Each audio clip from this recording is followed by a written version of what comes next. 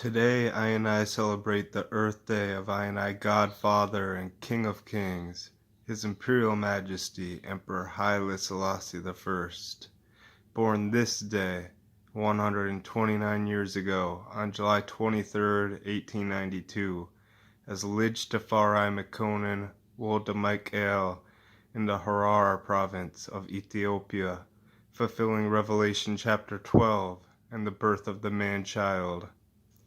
Revelation 12:4 reads, "And the dragon stood before the woman which was ready to be delivered, for to devour her child as soon as it was born. And she brought forth a man-child, who was to rule all nations with a rod of iron. And her child was caught up unto God, and to his throne." So, Lij Tafari is the man-child born, who the dragon has been trying to kill ever since.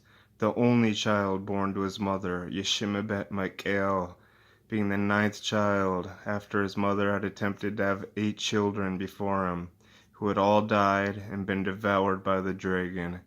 But the 9th child was destined to fulfill the word of God, written in Psalm 132 from verse 10 down.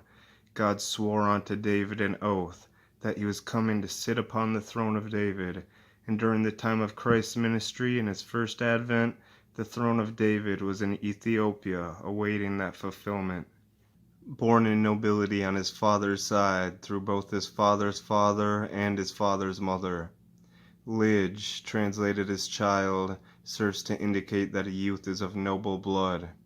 His given name, Tafari, means one who is to be reverenced and feared. And like most Ethiopians, his personal name Tafari is followed by that of his father Makonnen, which means the angel, and that of his grandfather Wolde-Mikael.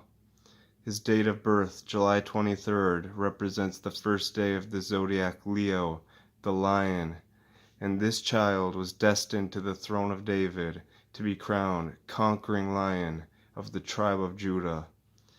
Genesis 15:13 reads, "Know of a surety that thy seed shall be a stranger in a land that is not theirs, and shall serve them, and they shall afflict them for 400 years. 1492 is the year Christopher Columbus first set foot on American soil, and represents the year slavery began in the Americas. 400 years later, in 1892, Lij Tafari is born, and represents the acceptable year of the Lord, when we were redeemed and freed. His Majesty's very date of birth is recorded in the Bible. 2 Chronicles 7:10 reads, "And on the 23rd day of the 7th month, he sent the people away into their tents, glad and merry in heart, for the goodness that Yahweh had shown unto David, and to Solomon, and to Israel his people. Thus Solomon finished the house of Yahweh, and the king's house, and all that came into Solomon's heart to make in the house of Yahweh, and in his own house, he prosperously effected. So on the 23rd day of the 7th month, Solomon finished building the temple, and on the 23rd day of the 7th month, the descendant of Solomon, the true temple of the Lord, is born." From 1492 to 1892, 400 years. 2 Chronicles 7:10, on the 20th day of the 7th month.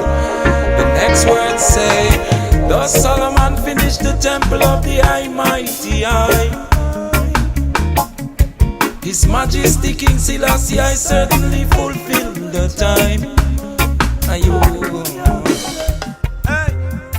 well, Ruby waved the flag up and with dignity. The king up on the 7 and 2 and 3. Congratulations to the baby, the Magi came to see. Alignment, celestial configuration in His Majesty. I saw the Judaic emblematic seed, the ensign upon a hill. Pythagoras and Anaxagoras, Rasputin, Erasmus, Napoleon, Leopold of Belgium, Julius, Octavian and Augustus. In the August and in the July try, still you are